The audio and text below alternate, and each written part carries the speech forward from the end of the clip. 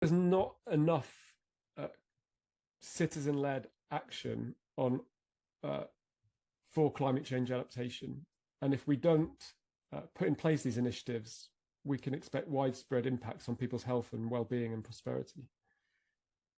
I've just had an enlightening chat with Professor Tom Oliver of the University of Reading. He's the lead author of the pivotal article in the journal Nature Climate Change, Empowering Citizen-Led Adaptation to Systemic Climate Change Risks. With a rich tapestry of over 100 peer-reviewed research papers, Oliver stands out as a visionary, blending disciplines to shape solutions for our planet's future. If you've learned something from this conversation, please like, share and subscribe to hear more conversations on pivotal papers. I started by asking Professor Oliver to give an elevator pitch summary of the research. Now here's the conversation. This research was about citizen-led planning and preparation for climate change impacts.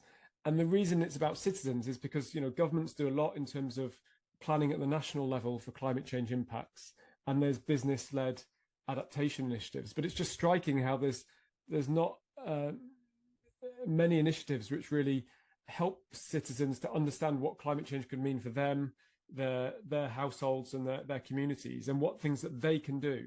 We can rely on the government to take action. Of course, we have environment agencies, for example, trying to reduce flood risk, but that's not going to be fully effective. We know that the severity of climate change and the projections are such that we face severe impacts on humanity, and that's flooding, that's heat shocks, but also indirect effects on food and energy insecurity. So this project is about helping people understand those complex ways that climate change could affect them, but crucially helping them to think about ways, what interventions they can take, what adaptation actions they can make to reduce the impacts on them and their household and community. Brilliant, thank you. And could you walk us through the core objectives of your study? Our objective is really to pilot this approach for this more bottom-up climate change adaptation. And we had three case study areas. So one was in Ghana, and that was in the Lower Volta region in Ghana. One was in India. There were 3 villages in India, in the Assam region of India. And then one case study was in southern England. So we had 3 towns, Reading, Oxford and Wallingford. And we're piloting the same overall process, even though we have to, of course, tailor the approach to the local context. Each of those regions face, of course, very different climate change threats. So, more sort of subsistence agriculture in areas of the Assam region, and threats from flooding of rivers affecting agriculture. Whereas in the UK, much more salient to people was the impacts of climate change on food insecurity, for example, and energy shocks, as well as heat impacts on buildings and human health. So very different threats, very different, socio-economic context as well. And so we tailored the process, but essentially our aim was to have this process where we work directly with citizens. We help them to see what are the ways that climate change could affect them. So we actually develop what we call systems maps, where we work as a group to understand, if you have your health in the middle, health of you, your family, your community, and what are the ways that climate change could impact you. And when we've got those maps that we've kind of co-developed with citizens, we then say, well, what are the actions you can take? And we discuss those as a group. Citizens can, participants in the group explain things that they've done already, and how they found that. Was it difficult? What were the constraints they faced? So they're kind of sharing knowledge within the group. And that peer-to-peer learning, we felt, is really important for helping people to motivate them and give them the agency to do those actions.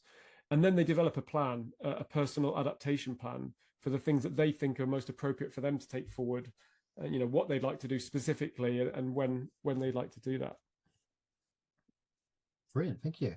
And how would you explain the methodology in simple terms? So the methodology, it's very interdisciplinary in a way. We have a team, or we had a team that was drawing on people working on natural sciences, on climate change and ecology. We had cognitive scientists and social scientists as well. So we're really drawing together different disciplines as part of this method. The initial part is is reviewing some of the science and drawing it down to the potential impacts at the local level. What is the risk of, river flooding and the frequency? What is the likelihood of heat stress on buildings and health and food insecurity? So we're helping citizens to see some of the evidence around that and synthesizing it.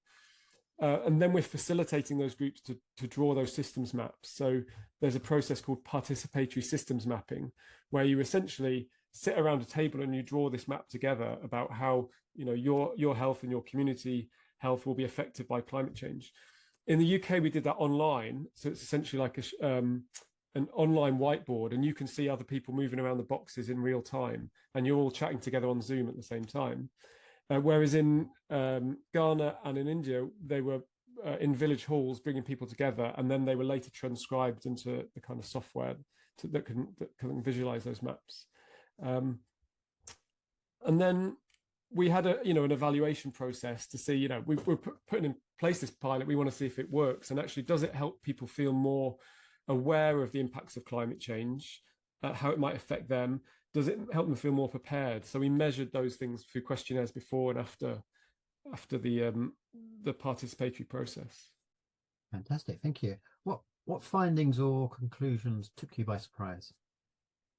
Pleased in the sense that I'm pleasantly surprised that the workshop was successful in terms of the evaluation showed, for example, that across the three different areas, Ghana and India and the UK, the participants felt they were more aware of climate change impacts. So the awareness of climate change increased by from about 12 to 25%. And people feeling prepared increased by around 25 to 40%. So we're seeing effects of those short workshops and the process, which was promising. I mean, I think what was interesting as well was that, unpicking the constraints that people face. So we looked at these interventions that were identified, and so they might be things like, looking at planting a tree on your south-facing side of your house to reduce the level of heat coming in, or looking to getting shutters on the windows, or looking at flood barriers if that's likely to affect you, or in response to food insecurity in the short term, maybe storing food. In the longer term, thinking about other ways of, even community food growing initiatives were discussed quite a lot. So ways of building community resilience. So those are the types of initiatives. And in other countries like Ghana and India, where some of the risks were more associated with impacts on agriculture, there were things about changing livelihoods, shifting from cattle rearing to boat building, which is another livelihood, and textile making, for example. So as well as things like how to ensure houses were resilient to flooding, or people could move their key items quickly in response to floods. So obtaining medicine and food in the short term. So lots of different diverse interventions. So that was quite, interesting to hear from people really directly facing those impacts, what those interventions could be. But the constraints were interesting to discuss, and sometimes actions were not in the remit of people. It was things that government needed to do or had control over. So energy security, for example. And then we tried to frame interventions, or help participants to frame them in the way that gives them agency. So what can they do? So maybe they can lobby the government, or start a campaign group, or work with a different group to try to create change. So it's really framing things that in terms of giving people agency and empowering them. The name of the project was Empower, and that was the aim really, to say, climate change isn't just a vague issue that government should be dealing with. It's something that affects us, trying to really unpick how it affects us and give people agency and empower them to give them the options, really. Who stands to gain most from your findings? Well, I think this approach, I feel, is important because it gives citizens, individual community groups, methods that they can use. They can adapt them, but essentially they can use these types of methods to give them agency and action to take to reduce climate change impacts. So I think there are direct benefits for community groups, but equally we feel our results are relevant to organisations like the UN and national governments, because these bottom-up processes also benefit from top-down facilitation. You know, there's a cost, for example, of, in this case, it was funded by a research council, the UK Research International, who funded this, and the facilitation of those groups, you know, the costs aren't huge, but you know, there are costs. And so actually, rather than just doing this in a pilot case, we'd like to see this approach sort of upscaled across the whole country. So every town, village and city has groups that are thinking about how climate change will affect them and what they can do. And so really you know, the people who we hope to target the research with are also governments as well. Great. I mean, actually, that sort of partly answers the next question, but do you have recommendations for policymakers as a consequence of this research? These types of approaches, and this is just a pilot, and there's, you know, lessons that we can learn, and in the paper we critically assess our own method and talk about ways it can you know, could develop further. So some of the considerations, just as an example, are how you target people. You know, it'd be nice to cover everyone in the country, but if that's not possible because we have limited resources and we have to sort of prioritize where we're going to focus these things. In our example, the UK was definitely bringing together groups who are already interested in climate change and already quite aware, whereas in Ghana and India it was more a random subset. But equally, you could approach this in terms of targeting people. We could look for the most vulnerable communities. So we might, you know, for example, you can use thermal imaging to understand which buildings are getting really hot in heat waves. You can look at flood risk maps. We can intersect that with sort of socioeconomic data and find which of the groups that really are most vulnerable in terms of having the least resources to be able to do things themselves. And then we could, you know, literally take these methods and help people to think about their options. Now, in line with that, you then need other approaches as well about how you can support people to then take action. And so there are nuances that kind of need to be developed. But essentially, the message for policy is these type of approaches, you know, really need to happen, because we can't just have climate change adaptation top down. It has to give agency to people. I mean, climate change is a technical term here, polycentric in the way we manage it. It's not, we can't just have governments solve it, and we can't just have markets solve it. It's about everyone. It's about different groups, civil society groups, government, businesses, all have to kind of work together. And at the moment, there's, I feel there's not enough focus on really giving people the tools and the facilitation to take action for themselves.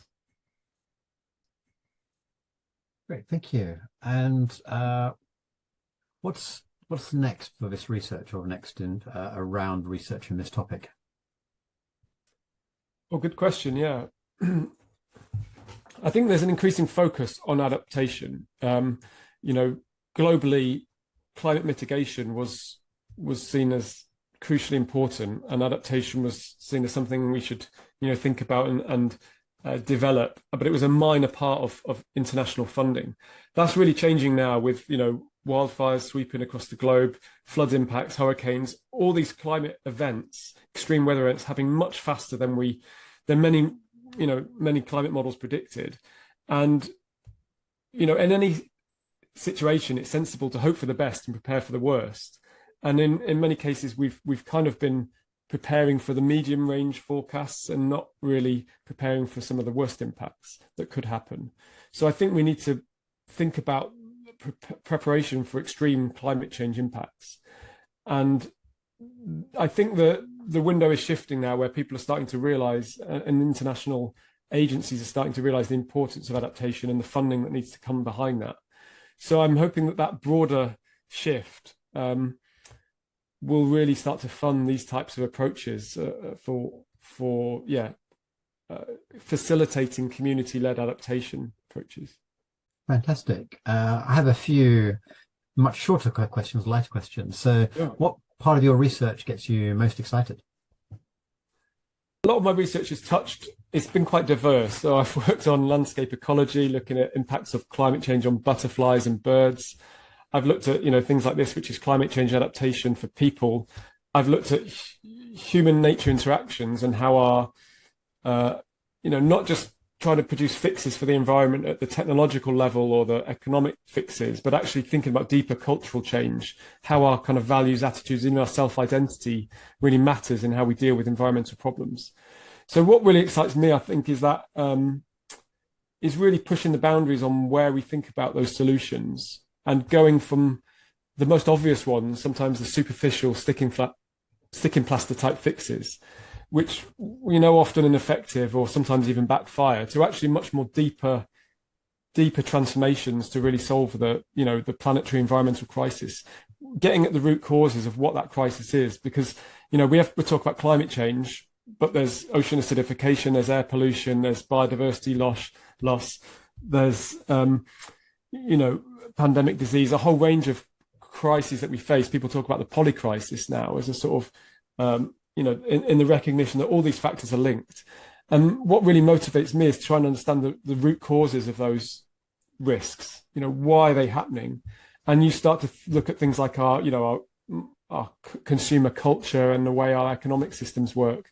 And then you can peel off that layer and look below that and say, well, what is underlying that in terms of our values and our culture? And I think, to me, those are really interesting questions as well. And they really require working from the level of natural sciences, understanding the phenomena, to psychology and ethics and moral philosophy, etc. So really bringing in the social sciences and humanities with the natural sciences. And I think that's what we need. We have to do that. It's challenging when universities are structured by archaic disciplines, a biology department, a chemistry department, a meteorology department, social sciences. And when actually what we need to do is work in a much more interdisciplinary way to develop these kind of solutions-focused research. But I think it's happening, the shift is happening, so it's quite exciting. Fantastic. And how would you sum up your research using just one word? That's a challenging question. I think exciting, yeah. I mean, it's exciting to do research, and it's a privilege, really, to be in a position where you can do something that you love, that you feel is hopefully in some small way making the world better. So I'd say, yeah, exciting. I enjoy, even though it's working on doom and gloom problems about, environmental collapse, and, it feels like there's a job to be done. So it's exciting to be able to work on that. Fantastic. Well, thank you very much for your time, Tom. I really, really appreciate it. Yeah, that's really, really wonderful. No problem. Yeah, thanks for your interest in the study.